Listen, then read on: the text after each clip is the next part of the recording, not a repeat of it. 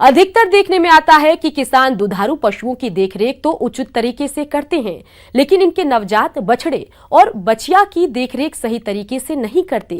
इसी वजह से इनकी मृत्यु दर भी अधिक होती है। तो सर्दी के मौसम में नवजात बछड़े और बछिया की देखरेख कैसे करें, आइए जान लेते हैं नानाजी देशमुख पशु विज्ञान विश्वविद्यालय जबलपुर के डॉक्टर लक्ष्मण सिंह शेखावत से।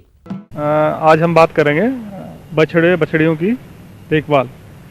विशेष रूप से किसान भाइयों, सर्दियों के मौसम में बछड़े बछड़ियों की विशेष देखभाल की आवश्यकता होती है, और क्योंकि इनकी जो मृत्यु दर है तो मुख्य रूप से सर्दियों में ही ज़्यादा होती है। तो मुख्य रूप से इसकी बात आती है कि जो हमारा गाय है, भैंस है, तो ये बछड़े बछड़ियाँ या पाड़े पड़िया को जन्म देती है, तो इनकी देखभाल उनके जन्म के 3 महीने पहले से ही शुरू हो जाती है। मुख्य रूप से जो उसकी बछड़े बछड़े की जो माँ है, गाय है या भैंस है, तो उसको अतिरिक्त राशन की आवश्यकता होती है, और मुख्य रूप से उसमें जो खनिज लवण है उसकी विशेष आवश्यकता होती है।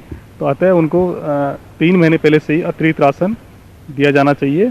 किसान भाइयों, बछड़े बछड़ियों की मृत्यु दर कम करने के लिए दुधारू पशु के ब्यान के समय कौन कौन सी सावधानियां रखें, आइए जानते हैं।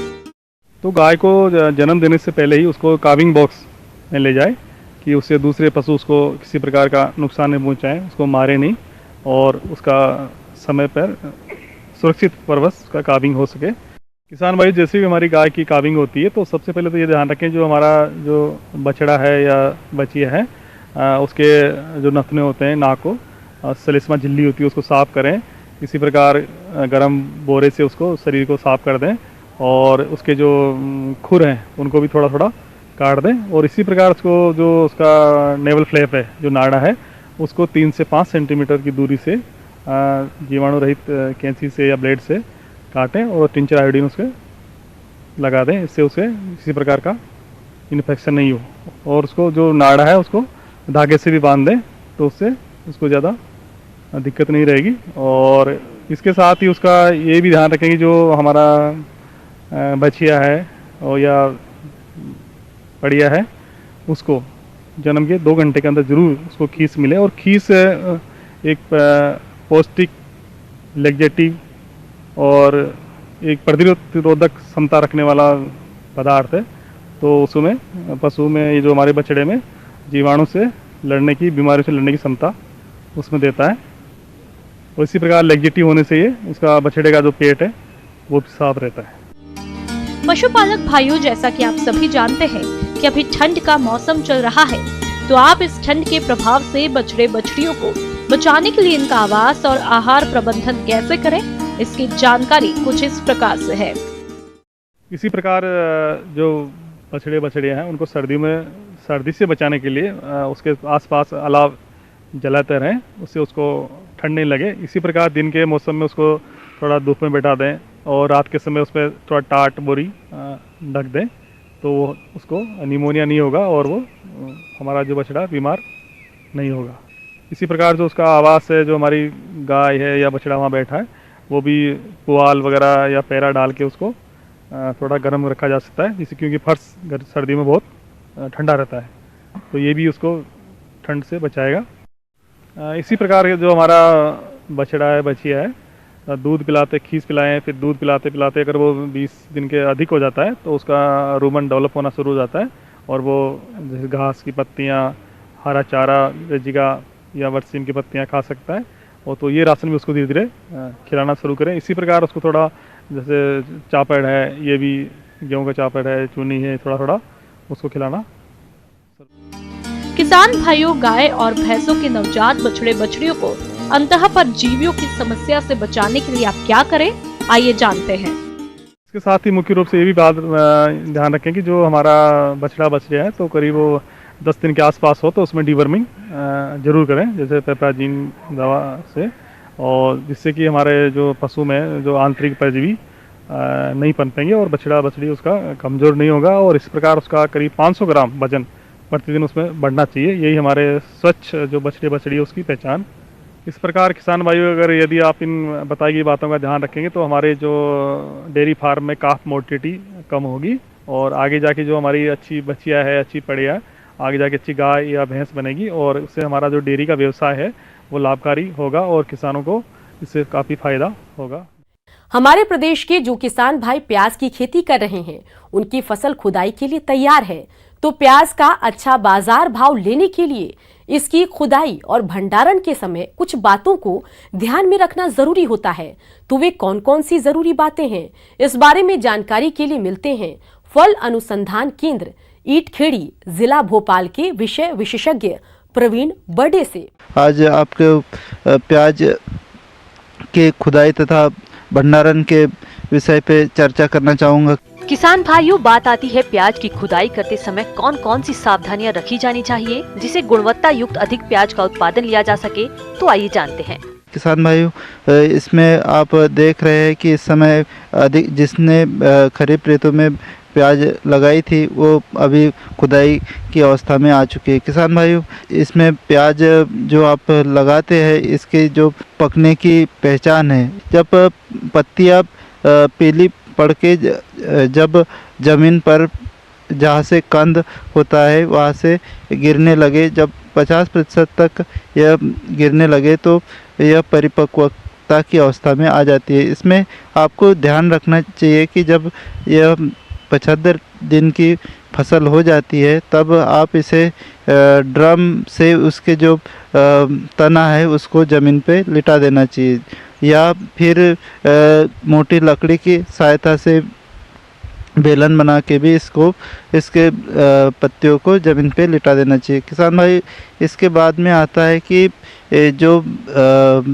फसल है इसमें आप खुदाई से 7 से 8 दिन पहले सिंचाई बंद कर देना चाहिए। सिंचाई बंद करने से जो कंद है खुदाई में आसानी होती है। खुदाई का कई तरीके हैं, जैसे कि आप बहुत से लोग उसके प्याज को पकड़ के खींच लेते हैं तथा कुछ लोग इसमें कुदाली वगैरह की सहायता से भी इसको निकाल लेते हैं। किसान भाई, इसमें प्याज की खुदाई करते समय आपको इस बात का भी विशेष ध्यान रखना चाहिए कि जो आप खुदाई करते हैं उसको एक कतार में उसको डालते जाए तथा इसके ऊपर आप दूसरी जो लाइन डाले उसके जो विपरीत तरीके से डाले, जिससे कि उसके कंदों के ऊपर उसकी पत्तियाँ आ जाए। पत्तियाँ आने से क्या होता है कि जो प्याज की कंद है उसकी नमी कम उड़ती है तथा उसमें जो उसका वजन है कम नहीं हो पाता है। किसी छप्पर वगैरह के इसमें आप रख दें। इसके बाद में डंठल है, इसको आप कंद से करीब 1 से 1.5 इंच के लगभग काट दे। इस बात को भी ध्यान रखें कि जब आप इसे काटे हैं तो इसमें जब किसी कंद में चोट लग गई हो या उसमें ख़राब है या कट गया हो उसे आप उस समय अलग कर सकते हैं। किसान भाई, इसके बाद में आता है कि जो आप बाज़ार में आपके प्याज ले जाते हैं उसका यदि श्रेणीकरण यदि कर लिया जाए तो उसके अच्छे क्वालिटी के प्याज का दाम अच्छा मिलता है। इसके लिए आप 3 ग्रेड बना ले। इसमें एक तो बड़े साइज़ के, मध्यम साइज़ के और छोटे साइज़ के। इसमें आप 6 से 7 सेंटीमीटर बड़े साइज़ के प्याज छाँट ले तथा मध्यम साइज़ के 4 से 6 सेंटीमीटर के तथा जो छोटे प्याज है 2 से 4 सेंटीमीटर के उसे अलग साइज़ में छाँट ले। इसके बाद में आप इसे 50 किलोग्राम जालीदार बैग में भर के भंडारण कर सकते। किसान भाइयों, अभी अपने प्याज की खुदाई करते समय रखी जाने वाली सावधानियों के बारे में जानकारी हासिल की। अब आइए जानते हैं प्याज की खुदाई के बाद लंबे समय तक प्याज का सुरक्षित भंडारण करके अधिक बाजार मूल्य प्राप्त कैसे करें। किसान प्याज का उत्पादन करने के बाद में उसको जो भाव नहीं मिल पाते, इसके लिए यदि वो सही तरीके से उसका भंडारण कर लेता है तो उसे अच्छा भाव मिलने की संभावना होती है। भंडारण करते समय आपको जगह का चुनाव करना भी बहुत आवश्यक होता है, क्योंकि यदि आप जहाँ भंडार गृह बनाने जा रहे हैं वहाँ मतलब एक तो ऊंचाई पे हो जहाँ पानी वगैरह नहीं थमता हो तथा यह ज़मीन से ऊंचाई पे होता है तो अच्छा होता है, क्योंकि इससे हवा वगैरह है उसका आवागमन सुचारू रूप से होता है। तथा जहाँ पे भी आप बनाने जा रहे हैं वहाँ पे घास फूस तथा इस प्रकार के वो नहीं हो, क्योंकि उस पर बहुत से कीट पतंगों का प्रकोप रहता है और वो मतलब नमी तथा फंगस और बैक्टीरिया प्याज को सड़ाने में बहुत ही सहायक होते हैं, तो यह इस बात का विशेष ध्यान रखना चाहिए। इसके बाद में आता है किसान भाइयों कि आपको प्याज का जो भंडार गृह है कैसे बनाए। इसमें आप बांस या बल्लियों की सहायता से बना सकते हैं और आजकल इसके बनाने के लिए उद्यानिकी विभाग द्वारा 50% तक अनुदान भी दिया जाता है। 25 मीट्रिक टन क्षमता का यदि आप भंडार गृह बनाने जा रहे हैं तो इसमें आप लगभग 1,75,000 के लगभग इसमें सब्सिडी भी मिल जाती है। किसान भाई, आप 25 मीट्रिक टन क्षमता का स्टोरेज बनाने में लागत लगभग 1,75,000 के लगभग आती है। किसान भाई, इसके बाद में आप विभिन्न प्रकार के भंडार गृह भी बना सकते हैं। एक तो आप बांस की सहायता से बिछा के बना सकते हैं बल्लियों की सहायता से, और ऊपर से आप इसके ऊपर जो टीन की चादर है या सीमेंट की चादर है इसको आप बिछा दें। किसान भाई, इसके बाद में आप जालीदार भंडार गृह बना सकते हैं। इसमें आप लोहे की जाली की सहायता से बना सकते हैं तथा लोहे से के एंगलों से इसको बना सकते हैं। ऊपर छत डाल सकते हैं या कवेलू वगैरह डाल सकते हैं।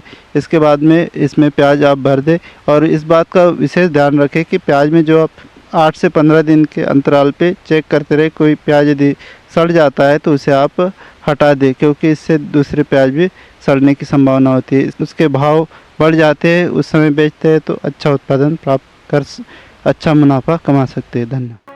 ब्रेक के बाद एक बार फिर से आप सभी दर्शकों का अन्नदाता कार्यक्रम में स्वागत है। बढ़ते हैं अगली प्रस्तुति की ओर।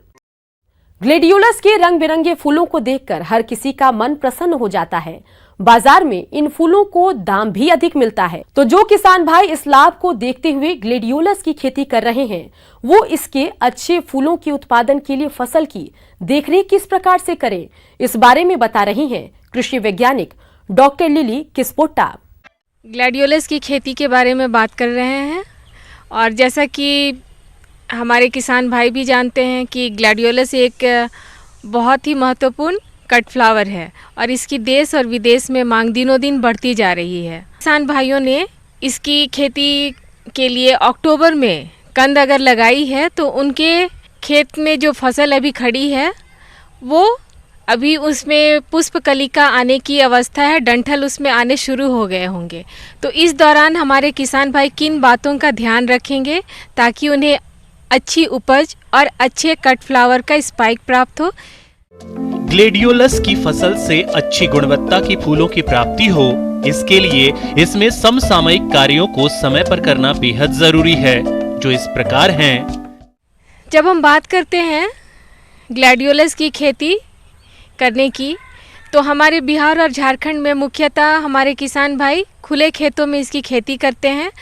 तो जब वो कंद की बुआई करते हैं तो इस बात का ध्यान रखेंगे कि उन खेतों में पर्याप्त सूरज की रोशनी मिलती रहे, सुबह से शाम तक उन खेतों में धूप आनी चाहिए।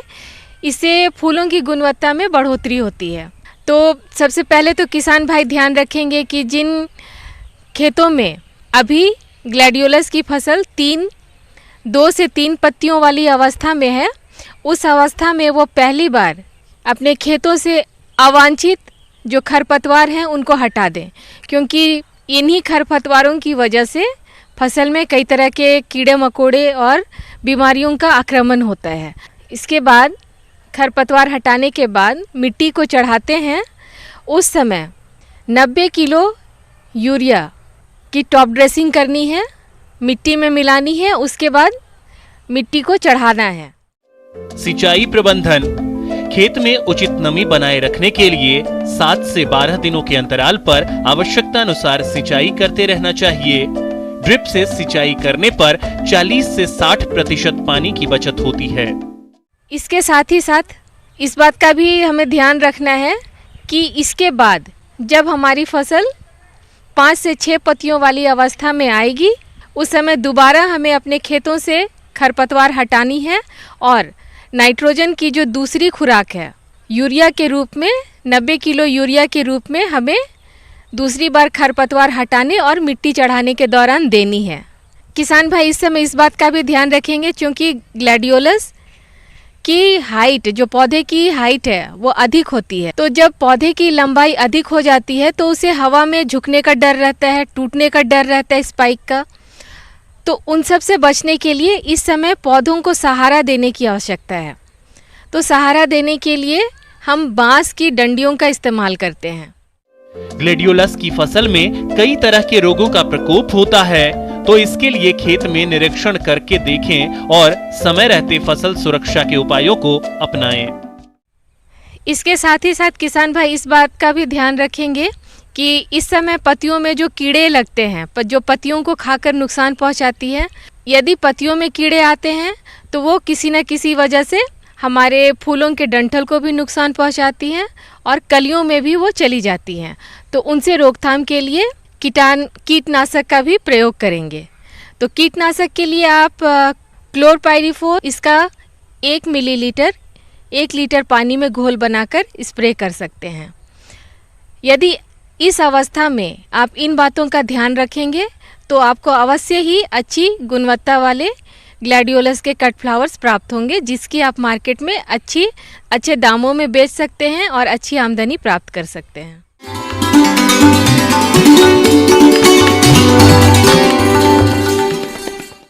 अन्नदाता हेल्पलाइन निशुल्क फोन संपर्क सेवा के माध्यम से आपके द्वारा पूछे गए प्रश्नों में से 1 या 2 महत्वपूर्ण प्रश्न को हम अपने कार्यक्रम में शामिल करते हैं। इसी के तहत आज का चयनित प्रश्न और उसका जवाब इस प्रकार है।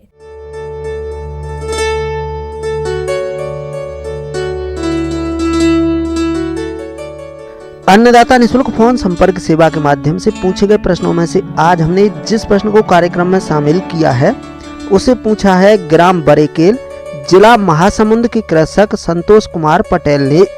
यह चने की फसल में लगने वाले फली छेदक कीट और उकटा रोग के नियंत्रण के बारे में जानकारी चाहते हैं। तो संतोष कुमार पटेल जी, आपकी जानकारी के लिए प्रस्तुत है कार्यक्रम का यह अंश। आप देखते हैं चने में रोग और कीट बहुत लगते हैं। तो कीट की अगर हम बात करें किसान भाइयों, मैं आपको बताना चाहती हूँ कि फली छेदक कीट क्या होता है। आप लोगों ने देखा ही होगा कि जब कोई छोटी सी इल्ली धीरे धीरे आपकी पत्तियों को, तने को खुरच के खाने लगे, काटने लगे, जब आपकी फली अवस्था आएगी उस समय वो विकराल रूप ले लेगी। उस समय वो आपके पॉड में पहुंचकर आपके दाने को पूरी तरह से ख़त्म कर देगी।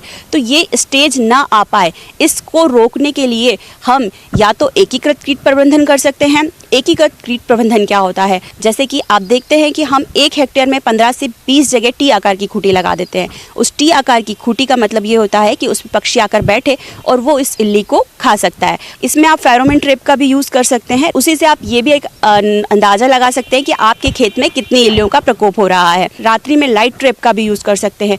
कुछ हद तक अगर आप कंट्रोल करना चाहें तो इस चीज़ से भी आप कंट्रोल कर सकते हैं। और अगर केमिकल नियंत्रण की बात अगर हम करें तो हम 35 EC मोनोक्रोटोफॉस की और क्यूनोल-फॉस की 25 EC दवा को 1.25 लीटर मात्रा को 500 लीटर पानी में मिलाकर छिड़काव कर सकते हैं। तो इस तरह से आप फली छेदक कीट की रोकथाम कर सकते हैं। इसके अलावा चने की फसल में उकटा रोग का भी प्रकोप होता है। तो आप इस रोग के नियंत्रण के लिए क्या करें, इसकी जानकारी कुछ इस प्रकार है। इम्पॉर्टेंट चीज़ अपनी बचती है सामयिक में 30 से 40 दिन की फसल पर या 15 से 20 दिन की फसल पर रोग भी दिखने लगे होंगे। सबसे पहले तो आपने देखा होगा उकटा रोग, आप देखते हैं मध्य प्रदेश में बहुत भयानक स्थिति में एक समय पे था। एक समय पे लोगों ने यहाँ चना लगाना छोड़ दिया था क्योंकि उकटा हर जगह आपको नज़र आता था। आज भी अगर आप कहीं कहीं देखेंगे तो आपको पीली फसल दिखाई देगी। मतलब पौधा जब नीचे से ऊपर की ओर सूख जाए, पीला पड़ जाए, तो आप समझ लीजिए कि उसको विल्ट का प्रकोप है और उसके द्वारा जो दूसरे आपके प्लांट हैं वो भी इन्फेक्टेड हो जाएंगे। किसान भाइयों, उकटा के रासायनिक नियंत्रण के लिए वैसे तो कोई उपचार नहीं है क्योंकि ये आप रोग रोधी वैरायटी को अगर लगाएंगे तो ही इसको कंट्रोल कर सकते हैं। लेकिन आपको अगर कहीं लक्षण दिखाई देते हैं, इनिशियल स्टेज पर आपको 15 से 20 दिन में अगर कहीं लक्षण दिखाई देते हैं तो पौधे को उखाड़कर तुरंत फेंक दीजिए और उसको दूर ले जाकर जला देना है। उससे आप कुछ हद तक निजात पा सकते हैं। इसीलिए आपको यही सलाह दी जाती है कि रासायनिक उपचार के चक्कर में ना पड़ते हुए आप यही सारी यांत्रिक क्रियाएँ कर सकते हैं।